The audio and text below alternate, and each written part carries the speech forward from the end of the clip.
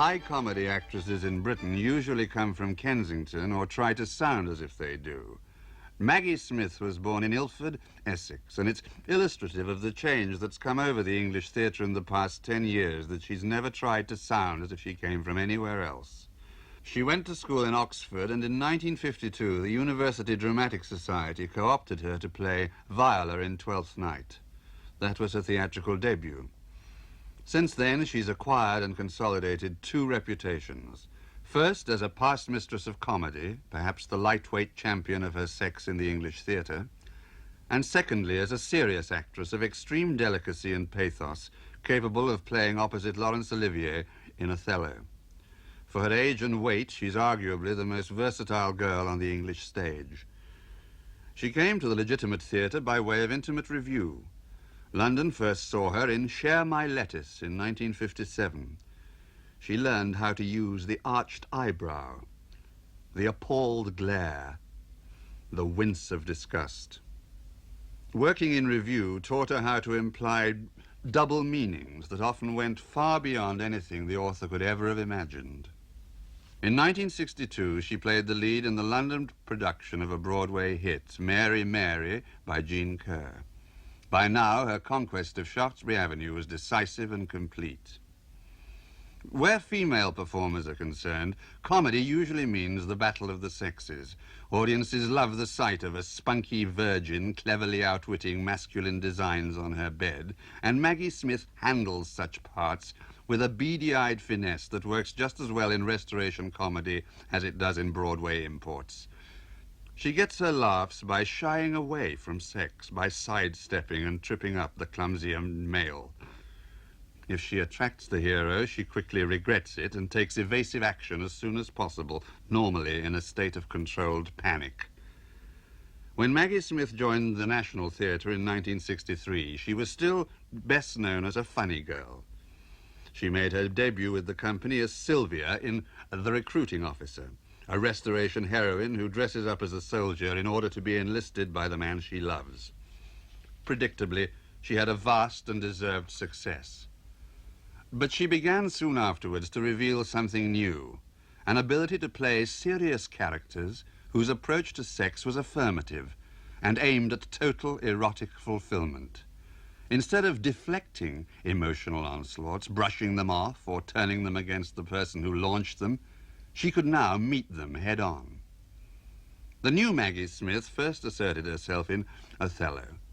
Soon afterwards, and even more significantly, she proved that she was ready to take on Hilda Wangel in The Master Builder, one of the most forthright and aggressive young women in dramatic literature. Rather like Desdemona, Hilda participates in tragedy, but she can't honestly be regarded as a tragic heroine. She's a girl who brings tragedy about. She creates a tragic hero. In other words, she's a catalyst. Can Maggie Smith achieve the final inch of assurance that would be necessary to play Cleopatra or Lady Macbeth?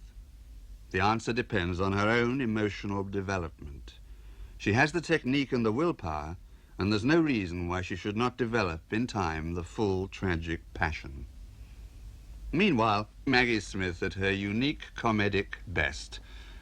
The play is Much Ado About Nothing, with Robert Stevens as Benedick and Miss Smith, cool and invincible, as Beatrice. If Signor Leonato be her father, she would not have his head on her shoulders for all Messina, as like him as she is. I wonder you will still be talking, Signor Benedict. Nobody marks. What, my dear Lady Disdain? Are you yet living? Is it possible Disdain should die when she has such meat food to feed it to Signor Benedict?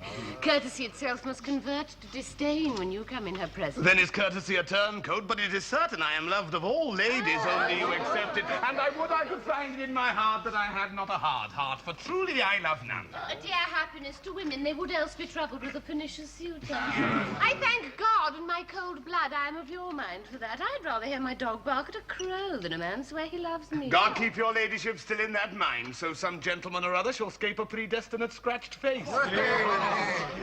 Scratching could not make it worse, and with such a face as yours. Well, you are a rare parrot teacher. A bird with my tongue is better than a beast of yours. I would my horse had the speed of your tongue and stayed his course so well, but keep your way a God's name. I have You done... always end with a trade trick. I know you won't.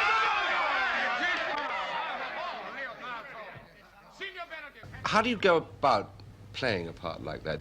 The first thing that happened to me with Beatrice is I was rather thrown by Zeffirelli, who said at the first rehearsal that he saw Beatrice as an albino, which I found a little throwing at first. And I found out later on as the production grew that he wanted everybody to be very dark and Beatrice to be the odd one out, as she was the one girl who hadn't got married and was very strange because of her wit and stood out in this sort of little Italian family, Sicilian family. And he gave me this sort of extraordinary blonde wig, and all the clothes were odd. I mean, his whole conception of the play was completely throwing, I think, to anybody playing Beatrice, or indeed Benedict, because it was awfully difficult to fit in. But you looked marvellous in it, and I thought you were very good in it. Did you not think you were as good as you might have been? I think it took time. I mean, I think it got better. But did you see the production? It's awfully...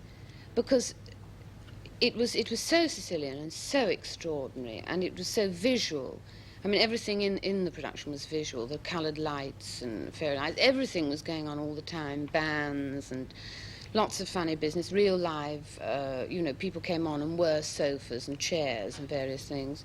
And in the middle of all that, it was terribly difficult to be verbally funny. The part of Beatrice is wit. I mean, this is what they're always saying about Beatrice throughout. She's always with a quick answer, quick. And it was awfully difficult to do that because the audience were very tuned to looking at things and finding those funny, and it was therefore very difficult to make them listen as well. The dress rehearsal was such a shock. You know, you went on and suddenly found everything happening all over, and you just thought, I don't know how I can just stand and talk. I longed very much to play the coffee boy, in actual fact. About any Shakespeare part that you play, there is an enormous body of academic criticism about it. Do you go to people like Dover Wilson or Jan Cott, for instance? Well, you read them all and absorb them, but I think in the end it comes back to yourself or the way that the whole production is geared. You can't come to a rehearsal with a fixed idea of anything because it could be changed in 5 minutes. How self-critical are you about your performances? I think I'm very self-critical, probably damagingly so, because I get very depressed if it goes wrong. And it's a very dangerous thing to be. You know, I'm very aware of it as a fault in myself, because I mean, if, for example, you start off a performance and it's not going the way you want to, and you think, oh, I did that wrong, it's very difficult to pull yourself together to force the thing the right way round. One is permanently trying to get it better, or at least keep it on a level. And I mean, self-criticism I suppose it's a good thing, but it can be very damaging if you let it get too much, and I think I do. You have a reputation, I don't know if you know this, for being a very inventive actress. Do you think of yourself as an inventive actress? Inventive? Well, I suppose yes. Well, let's have a look at a scene now where you were particularly inventive. It's a scene from The Recruiting Officer by John Farquhar, in which you are playing Sylvia, who has come to join her sweetheart, Captain Plume, who is on a recruiting drive in Shrewsbury. Say gentlemen. My dear, I'm yours. Do you know the gentleman? No, but I will presently. Your name, my dear? Wilful, Jack Wilful, at your service. The Kentish Wilfuls or those of Staffordshire? Both, sir, both. I'm related to all the Wilfuls in Europe, and I'm head of the family at present. Do you live in this country, sir? I live where I stand. I have no house, home, nor habitation beyond this spot of ground. What are you, sir? A rake.